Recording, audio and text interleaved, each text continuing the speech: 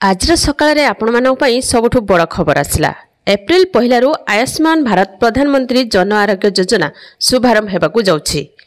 Ayushman by बंदना योजना रे मध्य शुभारंभ हेबो। ए योजना रे परिवार पिछा सर्वाधिक चिकित्सा पई 15 लाख टंका मिलिबो। तेबे आसंतु देखिबा कोन रहिछि संपूर्ण खबर। वीडियो को देखिया पूर्व गोटे लाइक करंतु। एमिति नुआ नुआ वीडियो देखिया पई चैनल को सब्सक्राइब करिके रखिथांतु। तेबे राज्य में कार्यकारी हेबो आयुष्मान भारत प्रधानमंत्री जन आरोग्य योजना एवं गोपबंधु जन आरोग्य योजना मध्य हेबो। तेबे आसंता एप्रिल 1 दिन सारा राज्य में एही योजनार शुभारंभ हेबो।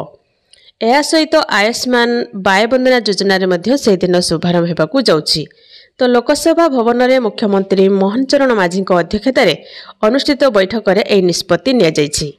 एही योजना रे उपकृत हेबे राज्यर 1,03,00,000 रु ऊर्ध्व परिवार। प्रधानमंत्री जन आरोग्य योजना रे 67,80,000 परिवार उपकृत हेबे। तो एही दुईटी योजना पई प्रत्येक हिताधिकारी को गोटे कार्ड जोगाई दिया जिवो। दुईटी योजना ओडिसा रे संयुक्त भाव में कार्यकारी करा जिवो। एही बाय बंदना योजना रे हिताधिकारी को अलगा एक स्वतंत्र कार्ड दिया जिवो। 70 वर्षर ऊर्ध्व वयस्कों को आयुष्मान बाय बंदना योजना रे सामिल करा जिवो। प्रत्येक पुरुष हिताधिकारी को 5 लाख टंका पर्यंत चिकित्सा सुविधा मिलिबो।